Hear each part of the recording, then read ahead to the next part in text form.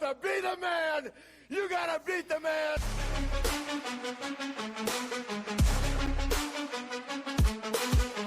Shadows sleeping in the dead of night. I light the match, they feel my fight.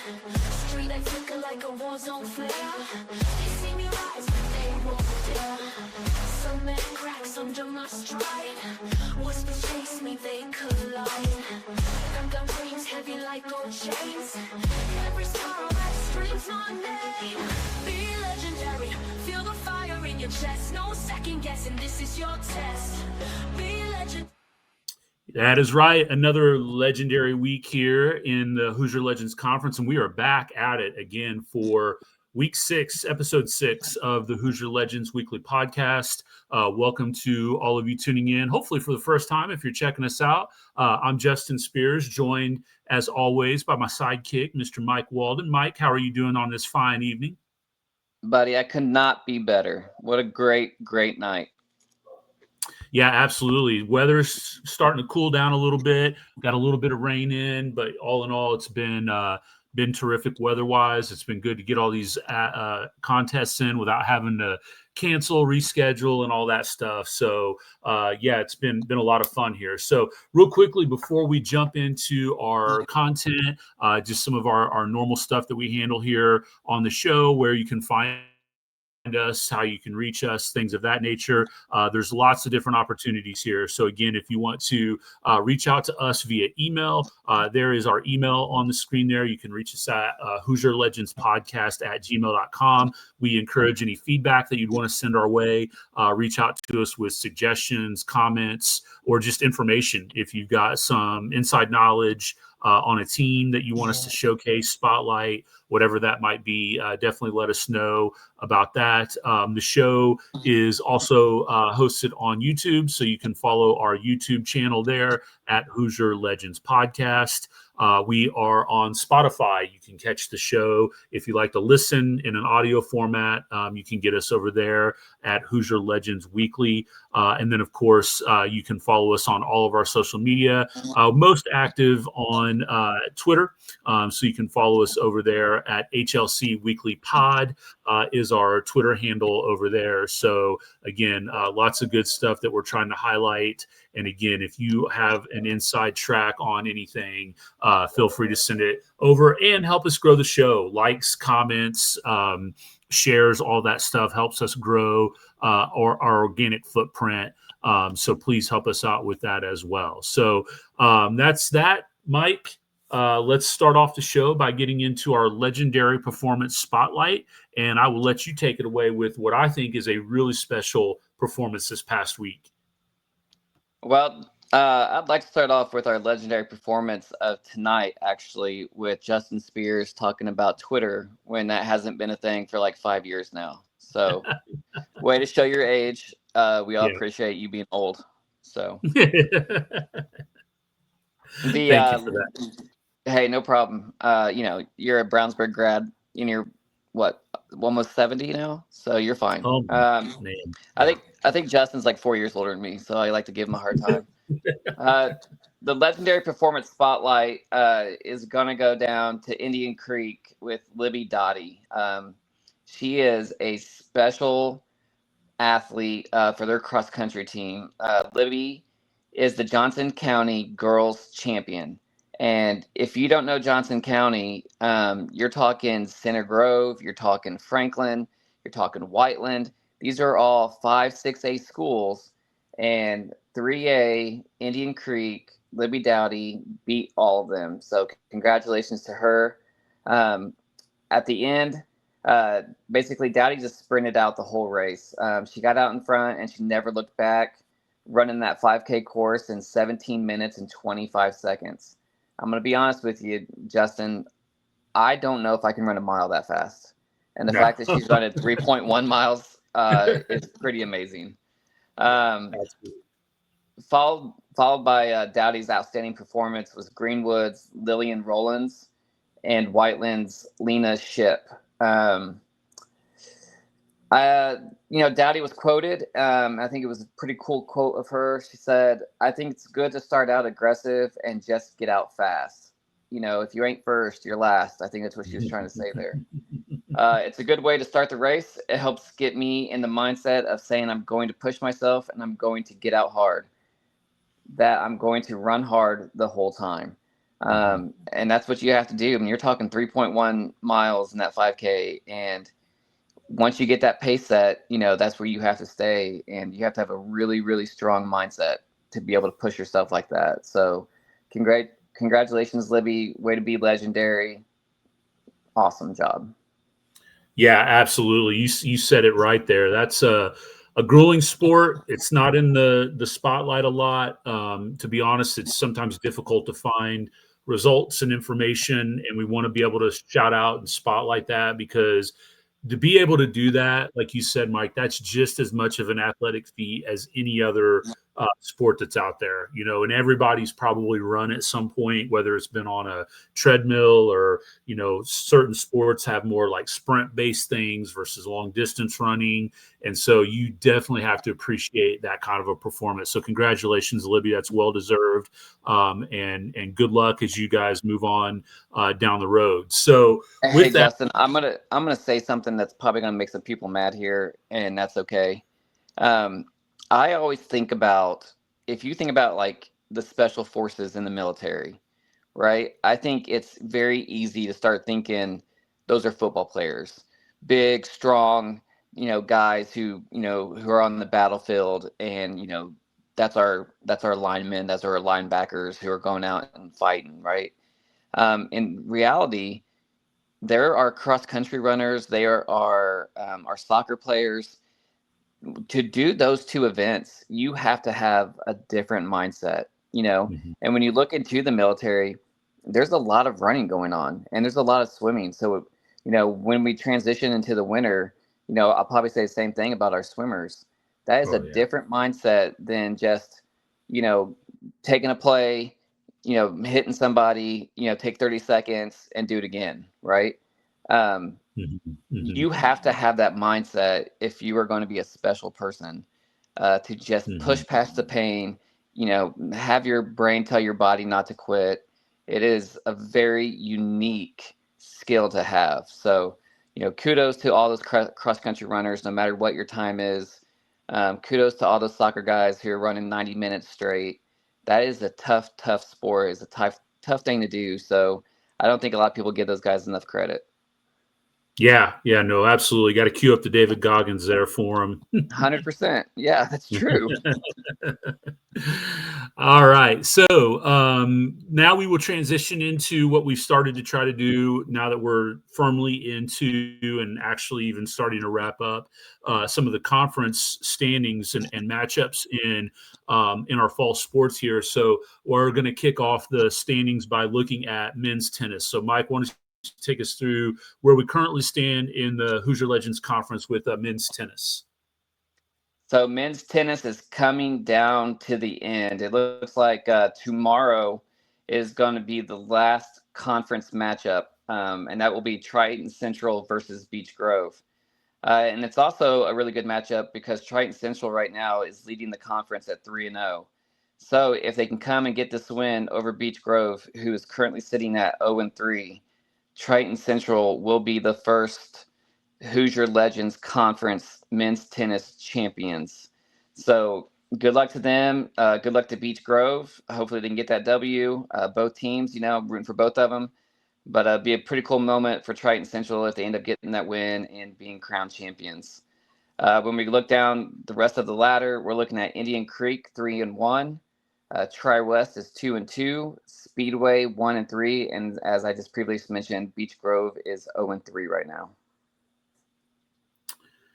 Yeah. So some good competition there on the tennis courts, and I know that some of the coaches will probably be really excited to be able to add in Shelbyville and Greenwood next year, as obviously Monrovia, if you kind of followed along there, doesn't have a boys tennis program. I don't know if there's something in the works there with that where they'll have a program in the near future or not.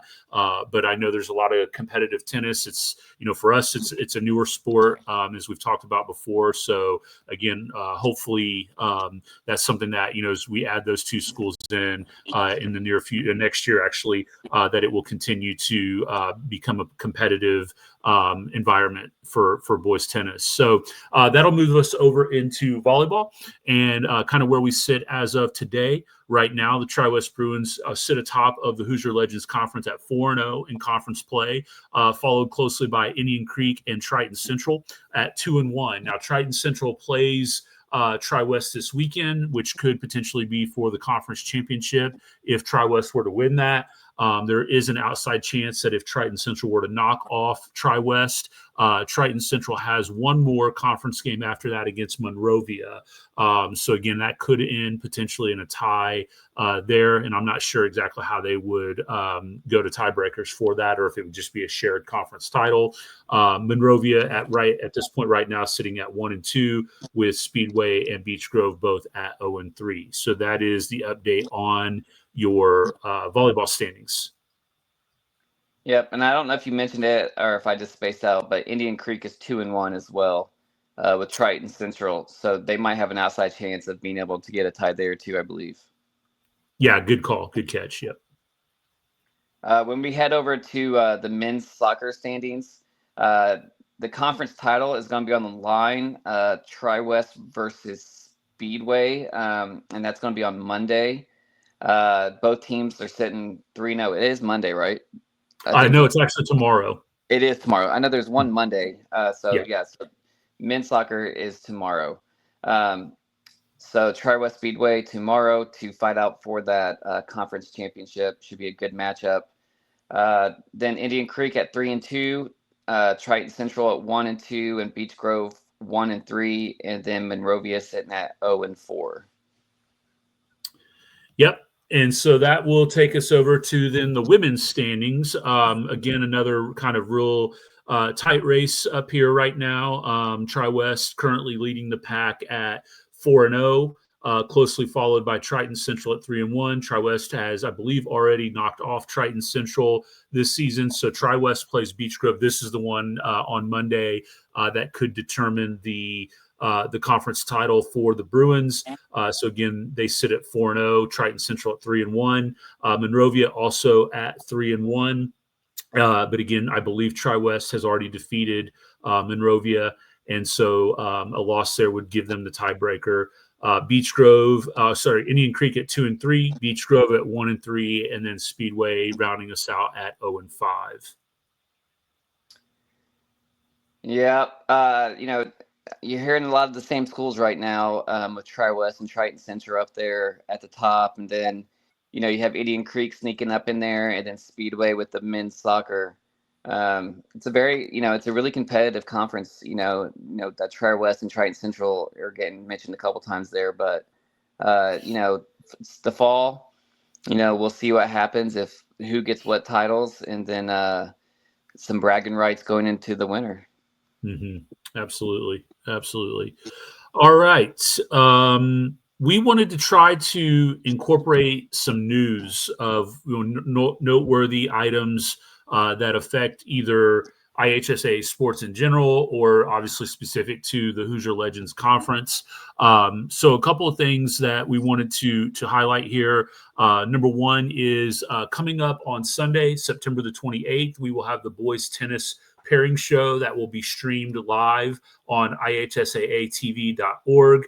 So you can visit IHSAATV.org on Sunday at 6 p.m., 5 p.m. Central. I know there's a couple of counties in the state that are on Central Time.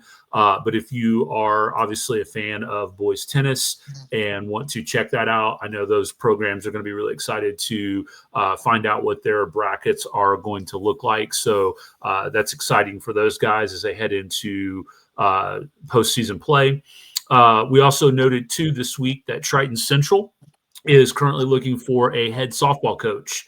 So if you are in that area or general vicinity and you know of somebody, or you are interested in coaching girls softball, you can visit TritonCentral.org /page/applications. I know they tweeted that out with the information, so you can go over to their athletic page or their Twitter account to get that link hyperlinked in over there for information on how to apply for that position. So good luck to the Tigers on finding a head softball coach for the upcoming season.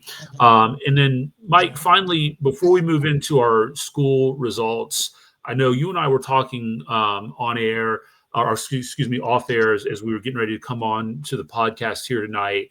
And I told you that, we at Tri-West had played a really big rivalry football game last week with Danville. We talked about that, ad nauseum last week on the podcast. I'm sure other people are probably tired of hearing about it, but it is a big rivalry for us, right? And so, I was clicking on, we were a part of the Great American Rivalry. I was looking at some other schools that were a part of that nationwide. And then I know you're probably familiar with how like the algorithm works on social media, right? Like you click on something and then all of a sudden, every fourth or fifth post pertains to whatever it is that you clicked on. So I started seeing all of these big time rivalries across the country. And unfortunately, a lot of it started to creep into like real negative things, right? Like fights that broke out, off the field in the parking lot or on the field. There were a couple of high profile incidents where fights broke out in handshake lines. I saw one video where a young man got his helmet ripped off and punched in the head. You might have seen the video of the lineman from up in a Michigan school where, he basically pancake jumps onto a player that's on the ground and I believe broke his back, his spine in two locations. And so, we need to remember what high school sports are all about. And these instances, I know they probably happen all the time. And I know you can't eliminate it. It's going to happen, right? Emotions are going to run high, tempers are going to flare. You've got teenage boys who aren't thinking the right way all the time, right? But I say all this to say I want to give kudos to the schools that show up every week in these rivalry games with those high emotions and play a really well played game. Again, I noticed it in our game this past week against Danville. There were no personal foul penalties that I can recall, no, roughing or anything like that. I believe everything in the stadium, there was bantering and chirping back and forth between the student sections, which you love to see. That's school spirit, but nothing malicious. Nothing, that carried over in any way. So again, just wanted to, kind of say that hopefully we can take a moment to pause and remember that this is about teaching our young men and women competition, perseverance, adversity, how to overcome that. And that hopefully as coaches and leaders in our community, we can continue to guide our young men and women in that way. Yeah, I don't know if anyone could say it better. That's the whole goal of high school sports, right? It is to teach our kids, our students, how to win, how to lose, how to work hard, how to prepare for the future, how to deal like when something doesn't go right, how can we move on? What's our plan B to get back to where we need to be? But it's hard, I can remember in youth league, you and I coached, our boys in football. And, I remember people in the crowd getting kicked out of youth league games and having police escort for, elementary age kids, and I know, I've been on that, side of, you're in the middle of coaching or you're in the middle of watching your kid perform and someone starts chirping at you. And then it just, you forget, it's like, the whole part of your brain where you're like, I am a role model right now for my kids or my athletes shuts off and you instantly go to that person who's antagonizing you, and that's something us as adults have got to remember, no matter if it's high school age, middle school, or elementary or anything in between. We have to be role models first, and our kids will learn based on what we do, and I wonder if all the stuff that you're talking about, I'm sure it happens and it has happened since football began, Sure. But last year seemed to be a really turning point when colleges started doing that as well. Whether it's planting the flag in the middle of somebody else's field, and just the big fights that are happening.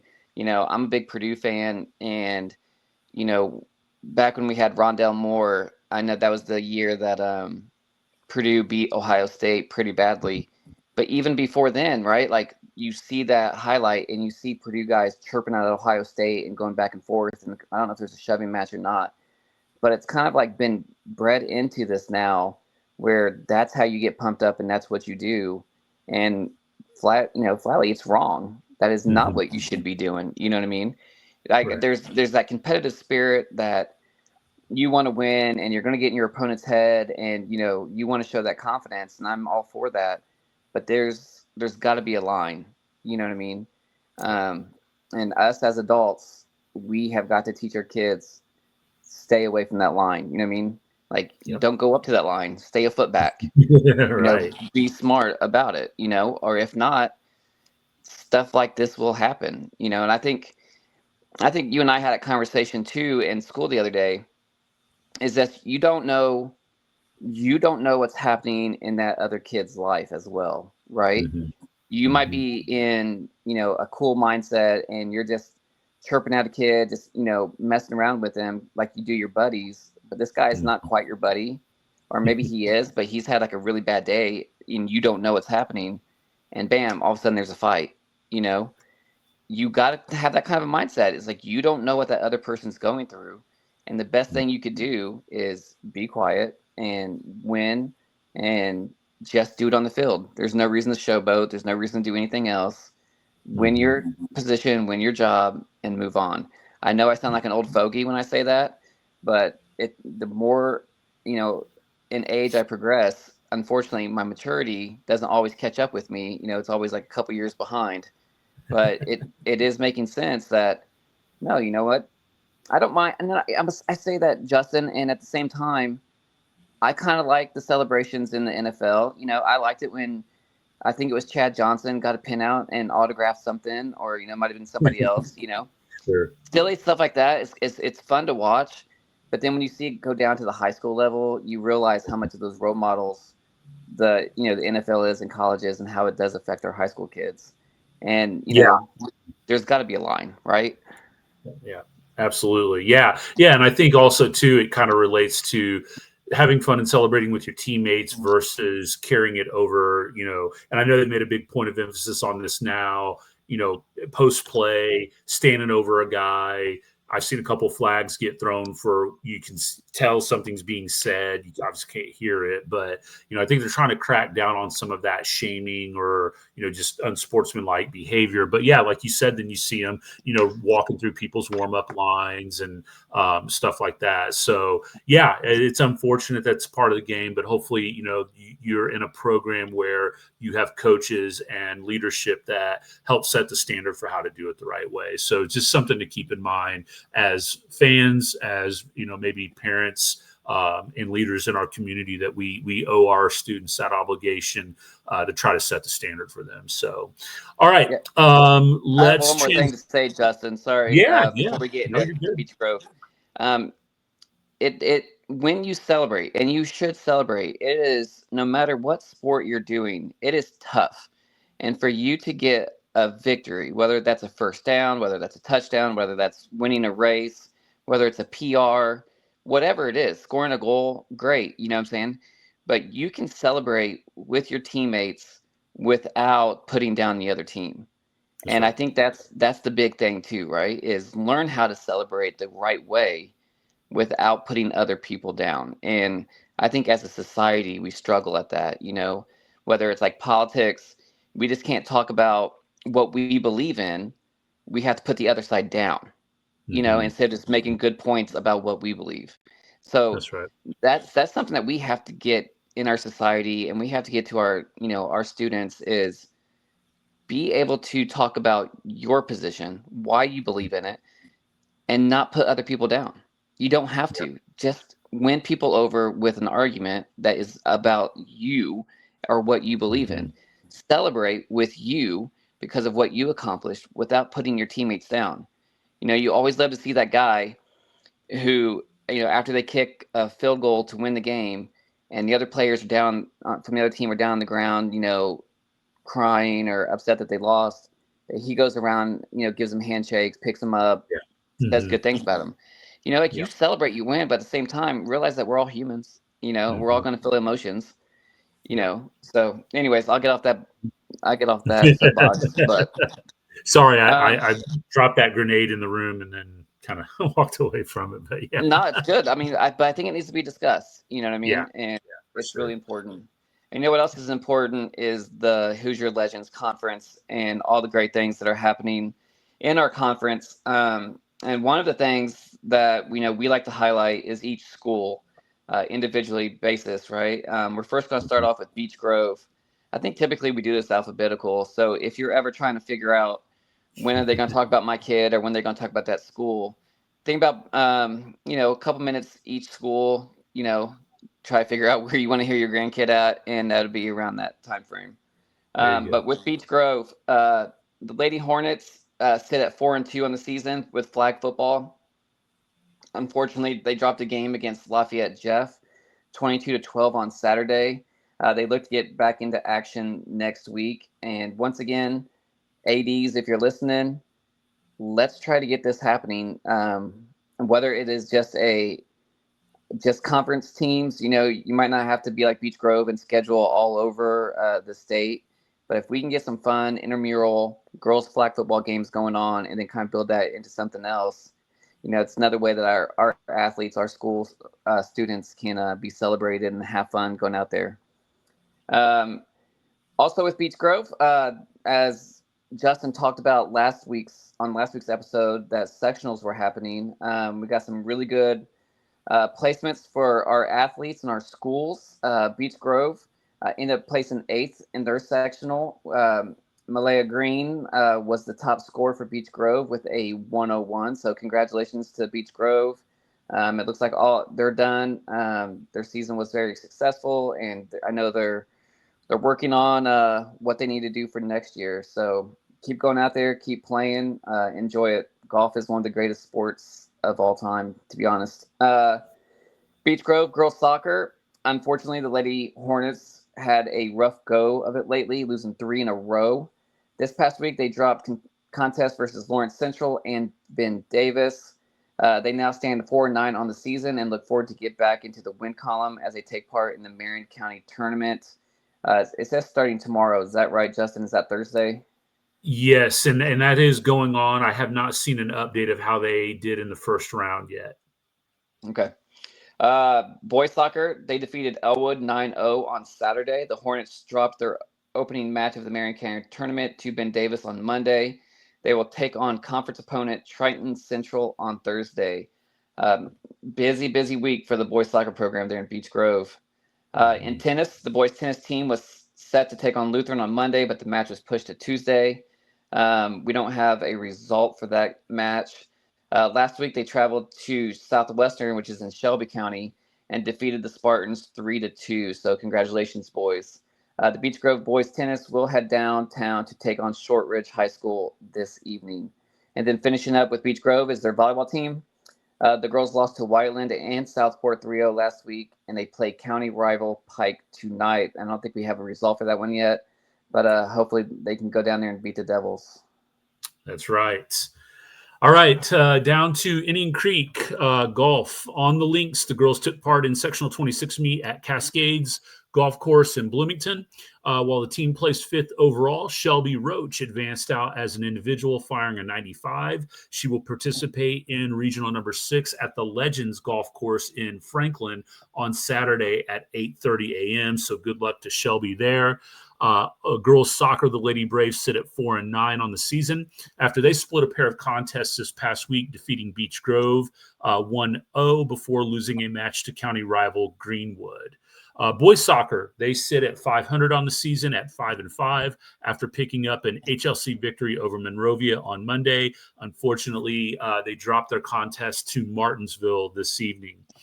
Tennis, the Braves dropped a contest to Franklin Thursday last week 4-1 and fell to future HLC member Shelbyville 3-2 over the weekend. They are back in action tomorrow night against Waldron.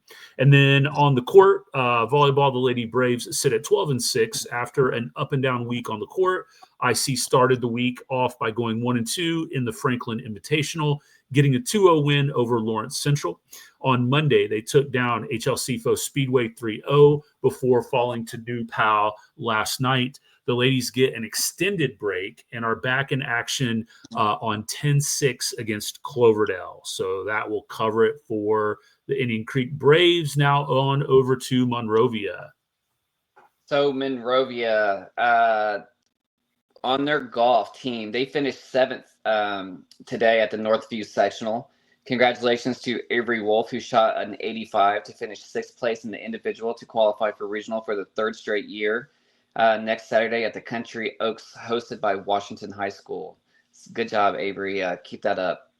The girls' soccer, Monrovia, much like Triton Central girls, the Lady Bruins or the Lady Bulldogs are on a roll. They are currently 10-3 and have won 5 in a row, including outscoring their opponents 33-2 in that stretch.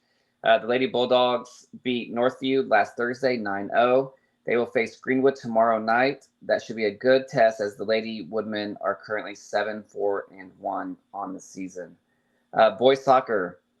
This is a tough season for the Bulldogs, and it continued with a loss to Greenwood Christian last week. Did you want to talk about sportsmanship here? Yeah. I know we talked about, the whole, rant at the top of the show, but, I've been watching through, like I've said before, I've got a son who plays in the Tri-West boys soccer program, and we traveled down to Monrovia to watch them. They're a young team. They don't have a lot of numbers. It's been a rough season for those guys. And if anybody affiliated with Monrovia Soccer is listening right now, I want you guys to know I'm super proud of the work that those kids are putting in down there. I've been a part of seasons that have been very difficult, and it is not easy to want to show up every day when you know that it's probably going to result in a really difficult outcome in the game, which is like your test, right? You go to practice, you practice, and then you get to go to play this game. And, when you have that kind of outcome, like what, unfortunately they've experienced this season, it can be hard. And when I saw this Greenwood Christian score, it made me think of this. And again, this is not a knock towards Greenwood Christian. I'm sure they're excellent people. They probably have a really good program down there. The score of that game was 15-0. And I know there's a mercy rule in soccer. I believe it's once you're up 9 with a certain amount of time in the second half, technically the game should end. I don't know what happened. I wasn't at the game. I'm not throwing stones. I just know what I see. And when I see that, and I see that one individual had 7 goals of those 15, you almost wonder, like, were they trying to score as much as they could?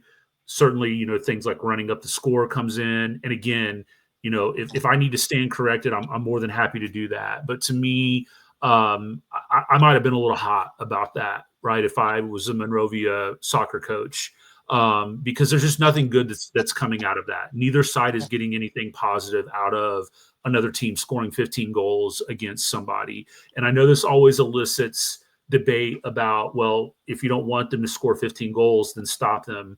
But let's be honest, sometimes there's a talent mismatch on the field, the court, whatever it might be. And I think you owe some, sense of responsibility to not beat another team into the ground and demoralize them that way. So anyway, that's all I had to say about that. Again, if somebody's listening, was there, has something different to say, that's part of why we're doing this. Like Mike said, we're here to discuss these things, and to try to promote the good that's going on. And so we want to make sure we try to keep it that way. But sometimes there's difficult conversations that need to be had. And so when we see things like this, I think it does raise a red flag there. And I wanted to point that out at this time. Yeah, I appreciate that, Justin. Thank you. To continue on with the last sport that we talk about for each team, volleyball, and once again, is an alphabetical thing. That's why the Bulldogs went 1-2 this past weekend, defeating South Putnam 2-1 before dropping a pair of contests to Greencastle and Indy Genesis. The Bulldogs then lost a pair of non-conference matches to Greenwood and Northview. Next up is Plainfield High School tonight at 7:30, and Plainfield is really, really good. So hopefully Monrovia can dig deep and get a win there. Yeah, absolutely. Okay, on over to the west side. Speedway golf. The ladies placed 7th in their sectional. Their leading scorer was Camille Powell with a 101. So their season comes to an end. So congratulations to all the girls that put in the time on the links this year. Keep getting better, ladies. Keep going out there and doing what you can do to improve your game. Girls soccer, the Spark Plugs got a win against Warren Central in the Marion County tournament, beating the Warriors in PKs 2-1 after a scoreless match in regular time. The ladies are currently taking on Lawrence North tonight, so good luck to the Lady Spark Plugs on the pitch. Moving over to the boys' side, after a couple of tough losses, the Plugs were able to right the ship last week, picking up wins over HLC opponent Beech Grove 6-0. Then on Monday, the Spark Plugs played Warren Central to a 2-2 tie before winning in PKs 3-1. The win moved them to 7-3-2 on the season. They played a non-conference match against Lawrence North tonight. I believe that was in the Marion County tournament. They dropped that contest 5-0. They will now face the big matchup against Tri-West, as we talked about in the conference standings tomorrow night, which will be for the conference title. And then on the court, the Lady Spark Plugs dropped a non-conference match against former West Central Conference opponent Cascade. Next up for them will be University tonight at 7:30. Again, no result has been recorded yet for that match. All right, so moving on just a little bit west of Speedway, Tri-West. We haven't talked much about this. When it comes to cheerleaders, you don't see a lot of results out there. But talking to the girls at school and talking to Mr. Napper, AD, the competition cheer team won the Lake Central Invitational last weekend, so congratulations to them. The girls will be competing this Saturday at Mount Vernon. Sorry about that. The girls will be competing this Saturday at Mount Vernon, looking to get another victory on their way to the conference invitational, which should be coming up in the next month or so. In golf, the girls leading up to sectionals defeated North Montgomery 191-207. The Lady Bruins end up finishing 7th in their sectional, with Hallie Phillips being the top scorer for the Tri-West Bruins with an 81. When it comes to girls soccer, the girls varsity defeated West Lafayette 3-1. The Lady Bruins face off against the school in the South that we don't like to talk about on 39 tonight at Tri-West, and I have not seen a result from that. Have you seen anything posted? Nothing yet. Okay. So, just like I wished and put in the air that our football team would beat that team on Friday. It's probably a little late for it now that it's 9:50, but hopefully the Bruins end up beating that team as well.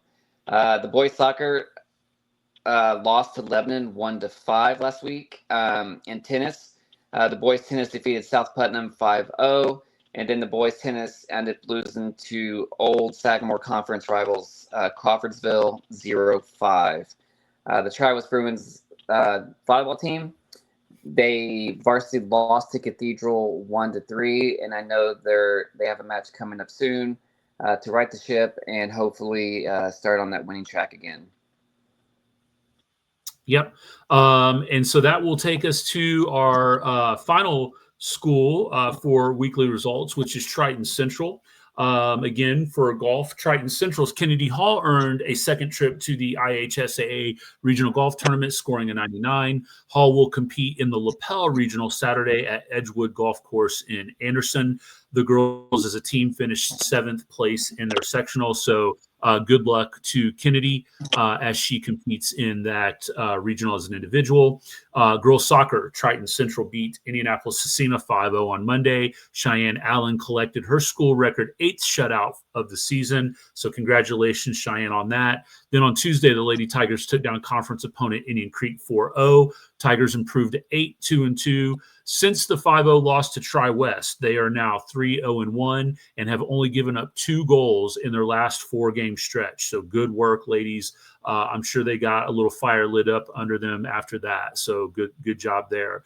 Boys soccer, they fell to future Hoosier Legends Conference foe Greenwood on Tuesday, and TC plays at Beach Grove on Thursday, tomorrow night.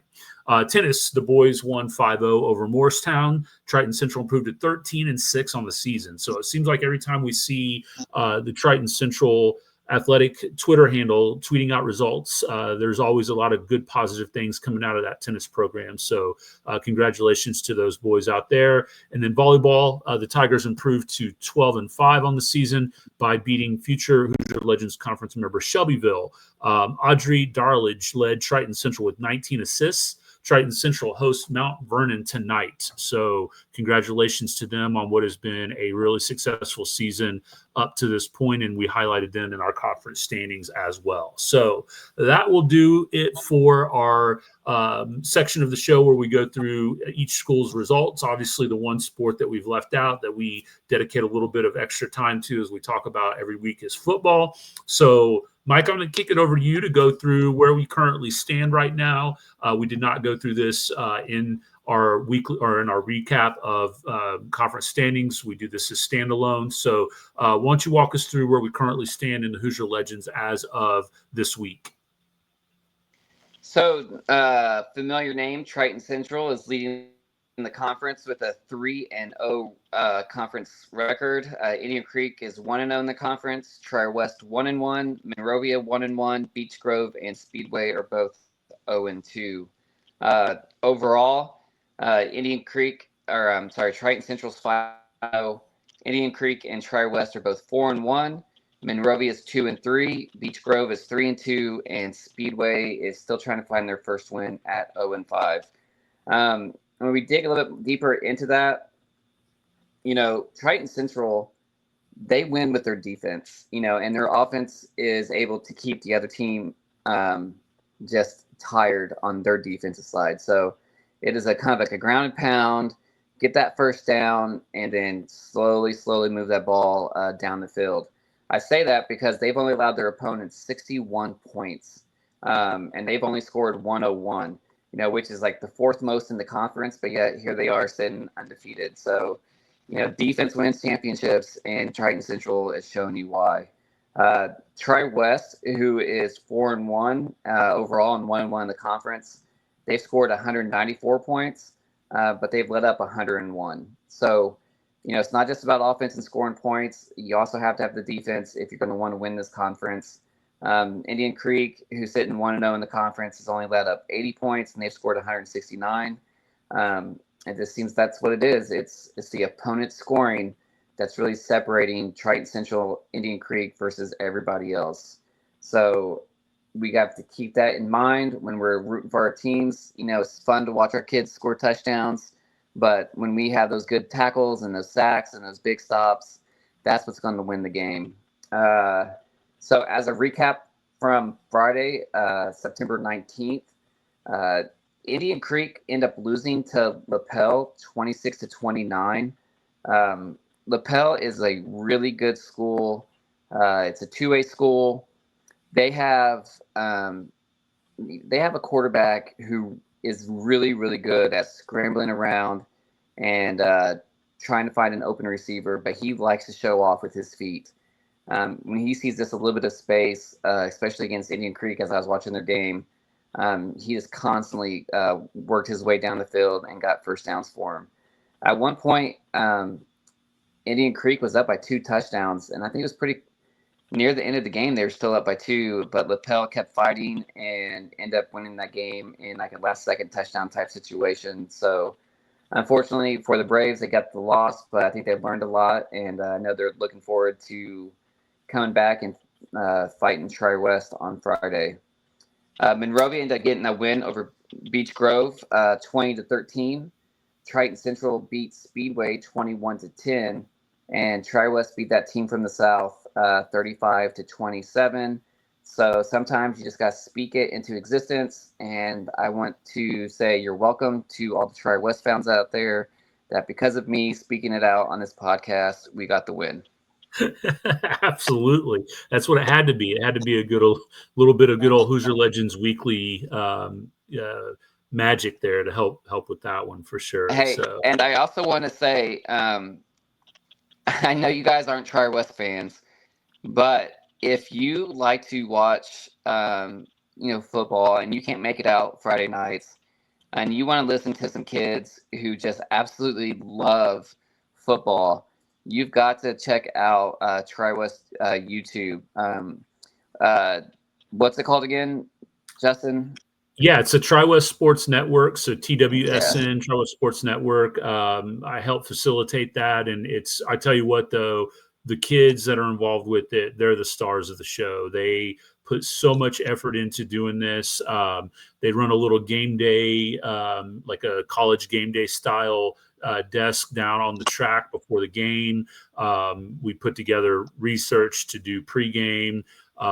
These guys do a top-notch job. They build all the graphics that you'll see throughout the game. They'll flash up chyrons when teams score. They just do a really, really bang-up job. That's been a lot of fun to watch. So I appreciate you working that in. Yeah, I loved, I think you guys got a little clip of it, and you put it up on X, and when our safety Braxton Fleece ended up getting a fumble recovery near the end of the game to basically seal the game for us, because it was, if Danville would have scored there, it'd have been a tied game, or they would have came up winning.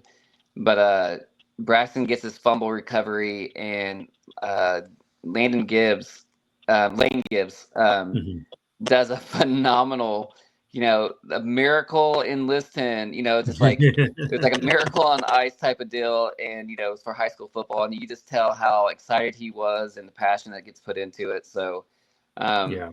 if you kind of like that stuff, puts a smile on your face, listen to kids, just have a really good time, and, and doing a great job really with play-by-play and the color. It's pretty cool. Yeah. I know we talk about stats every week to see who's leading. When we're talking about quarterbacks and yardage, in third place is Evan Clark from Indian Creek with 608 yards. In second place is Bishop Moore from Beech Grove with 737. And as a reminder to all of our listeners, Bishop Moore and Evan Clark are both sophomores. So we have a Mhm. long time of listening to these names and how successful they're going to be. It's really fun. Plus, the Mhm. number one leader in our conference, Jack Sorgi, has almost doubled Bishop Moore in passing with 1,433 yards, and he's a junior. So expect these three names to be called out a lot this year and a lot next year. When we look at our running back situation, in third place is Ryder Bain from Monrovia with 399 yards, Drew Pingleton from Indian Creek at 491, and Carson Parks from Beech Grove at 493. Receiving yards wise, we've got a little bit of turnover here. Jackson Ramey at number 3 at Indian Creek with 352. Woods at Beech Grove with 365. And then Carter Cummings at TriWest with 480. Moving on to the defensive side of things. So total tackles, we have Peyton Hall from Monrovia at 59. Abe Haste from TriWest with 59 as well. And then Gage Tolan from Monrovia with 60. Abe Haste had an incredible day against Danville on Friday. Good enough to actually put him up for the Indy Star Player of the Week. It's not many times where you see a linebacker, making that list. So congratulations to Abe Haste on that. When we're looking at sacks, Gabe Miller from Tri-West and Nate Chapman from Speedway both have 3 sacks. Jet Lawson from Tri-West has 3.5 sacks. And Dallas Clark from Triton Central is leading the conference by himself with 4 sacks. And lastly, we're talking about interceptions. Got to get some DB love out here. We have 4 players in our conference, all tied with 2 interceptions. That would be Colby Schmaltz from Monrovia, Javier Tanovich from Beech Grove, Jack Taylor from Monrovia, and Luke Strong from Triton Central. So congratulations to all the boys out there. The ones who made the list and the ones who are trying to make the list, keep on playing. Yeah, absolutely. Sorry, Mike, we're having just a little bit of trouble with your audio there. So I think it was kind of cutting out on us. But yeah, that's again, as Mike said, great work running through those individual stats there. And so that's going to lead us into the last segment of our show, which is where, of course, we always preview our upcoming matchups on the horizon for Friday Night Lights. So I'll kick us off here.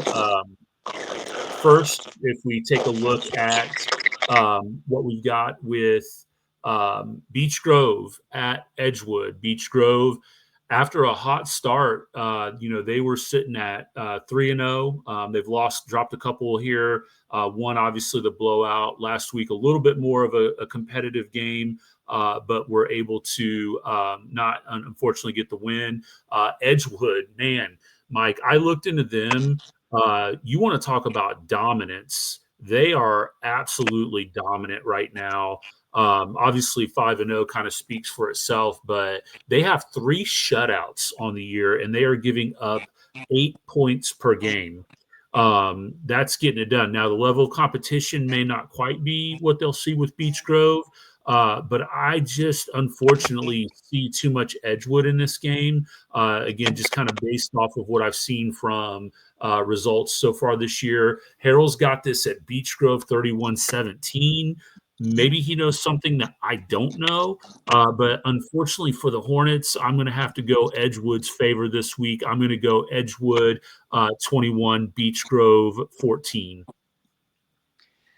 If you ask me this, the first 3 games of the season, I 100% believe Beech Grove wins 31-17 on this. But with how Beech Grove's been playing the last 2 games, special teams, turnovers, it seems like something's just a miss there.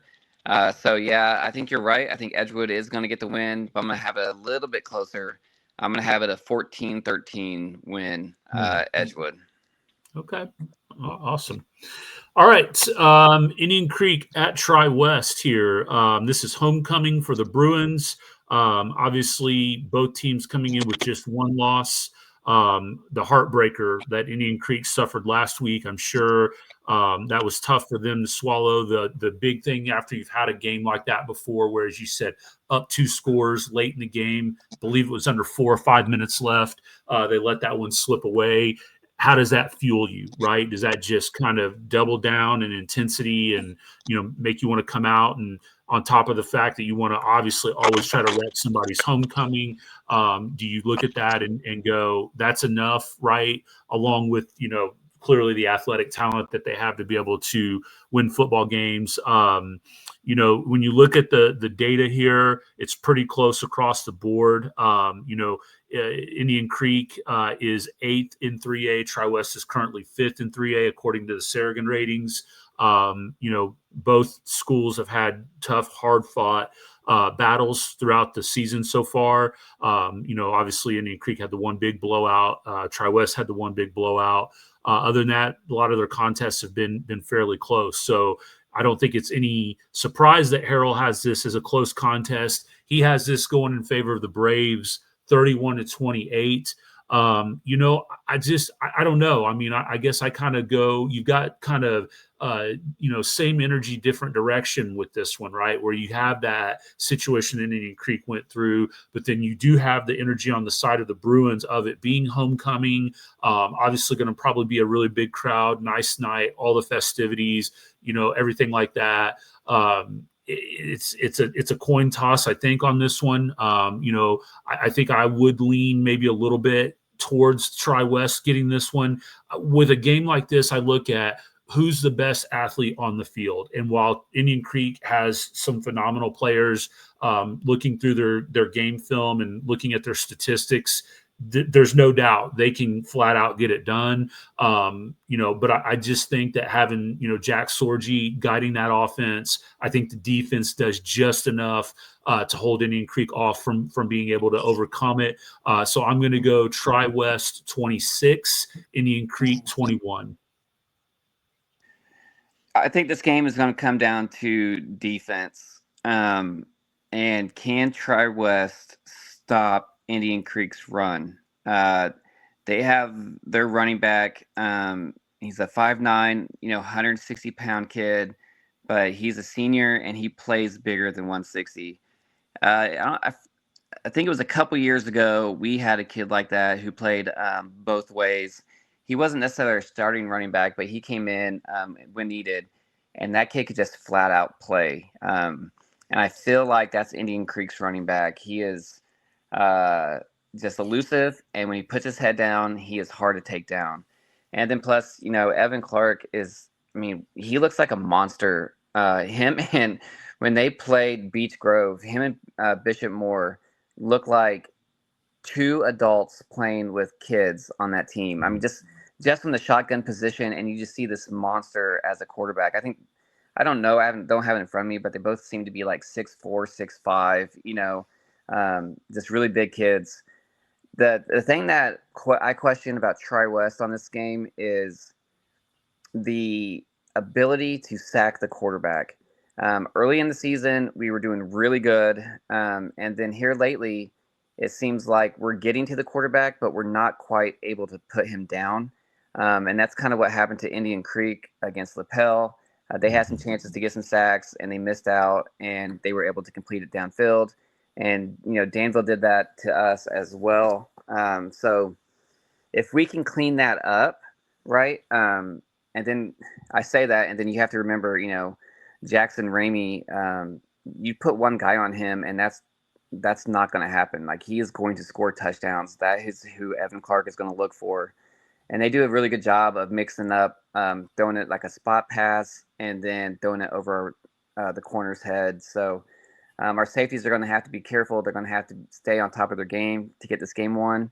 I know I'm going a long time because I really don't want to say what I think is actually going to happen.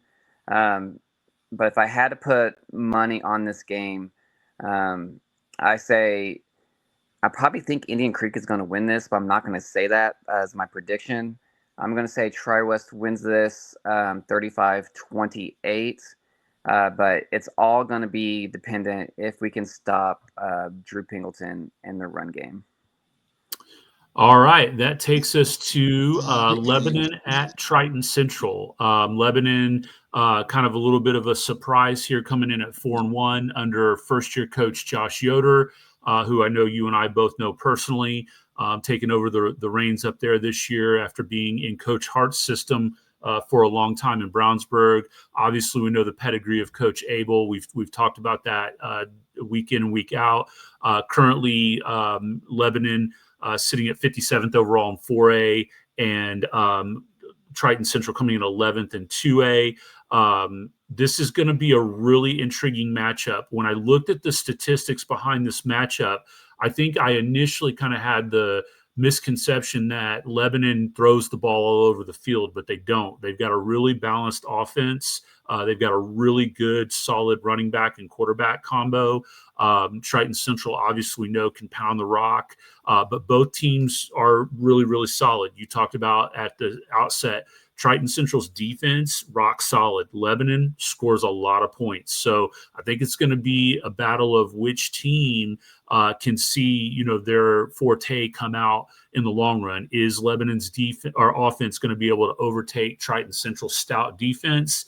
Harrell has this at Lebanon 28-21. This is a tough call for me as I kind of thought about this game a little bit. It is at Triton Central. That's a little bit of a haul for Lebanon to get out to. Is that bus ride kind of, wear on Lebanon a little bit as they get out? Maybe they're a little bit of a slow start. Triton Central can control the clock a little bit, keep that Lebanon offense off the field. I see this one going in Triton Central's way. I think this kind of comes down a little bit to who maybe has the ball last at the end. I'm going to see this one at Triton Central 20, Lebanon 17. I really like Lebanon's defense. A bunch of athletes that like to fly over the field. Lebanon is known to just have really hard-hitting defenders. That's kind of what they're known for. And they have a couple young bucks coming in who are eighth graders who are going to push some of these upperclassmen for a starting job, I think, next year. Triton Central, it scares me for them that it was a 21-10 win over Speedway. Speedway surprised us when we played them as well. But only scoring 21 points against Speedway's defense really has me questioning things. Triton Central just seems to find it difficult to score. And I think Lebanon's defense is probably one of the most athletic defenses that Triton Central has seen. So it all comes down then, flip the script. Can Lebanon's offense score on Triton Central's defense? Lebanon just played McCutcheon, which I think is in a completely different atmosphere than Speedway, and they end up winning that game 33-27. So just based on who they've played, and then, you're talking about Lebanon's defense versus Triton Central's offense, I'll give that to Lebanon all day. So I do think Lebanon's going to pull this one off. I can see this being, like you said, a field goal that wins it. So I'm going to say 24-21 Lebanon. All right. We'll have to keep an eye on that one on Friday night. Okay, our final matchup for the week, Speedway. This conference matchup goes down to Monrovia. Speedway, as we talked about, currently sitting at 0-5, Monrovia at 2-3. At this point in the year, for the spark plugs, you're just trying to build on little things. Keep that positive attitude, keep that, kind of momentum, little things that happen, like we talked about. They gave Triton Central a good matchup or a good match last week. They, scored 21 against us. So, maybe some positive things are starting to come out. I know, it feels pretty defeated at the end of the day when you're sitting at 0-5, but hopefully, Coach Clampett can keep those guys locked in and buying into the system, what they're trying to do right there. Monrovia, obviously, we talked about the tough schedule at the outset. They've got a couple of nice wins under their belt against Kokomo and Beech Grove. So now they turn their attention to a game that they should win pretty handily here. Monrovia comes in at 16th in 2A, Speedway at 42nd in 3A. Harrell's got this pretty lopsided at 42-10. I think I agree with them. I think I go 35-7 Monrovia. Yeah, I'd like the 35-point mark. That definitely could be 42 points, if not 49, if Speedway cannot stop that run game that Monrovia has. It's such a weird offense, and I don't know if Monrovia or Speedway has seen that kind of offense yet. So I'm gonna give the nod to Monrovia as well, and I just don't know if Speedway can do what they've been doing, like how they scored against us and then got 10 points against Triton Central's offense or defense. I think they can. I think Monrovia is going to be shocked at some of the stuff that Speedway pulls off. I'm still going to give it a 35-21 2-touchdown win for Monrovia. All right. Well, guys, that will do it for this week. That puts a bow on this episode. Again, we appreciate, as always, any kind of feedback, likes, comments, shares, everything on the social media side to help us keep growing the podcast. If you have any feedback or suggestions, feel free to reach out to us as well. Again, thank you so much. Mike, anything you want to throw in before we wrap up?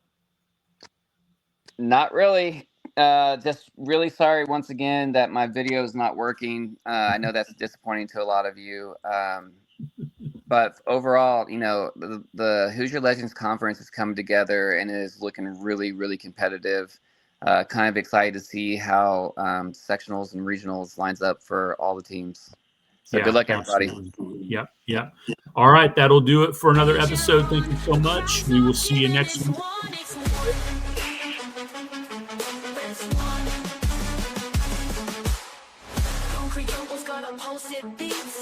My heart sings, I'm with the city streets. I'm not the hero, I'm the storm they fear. Thunder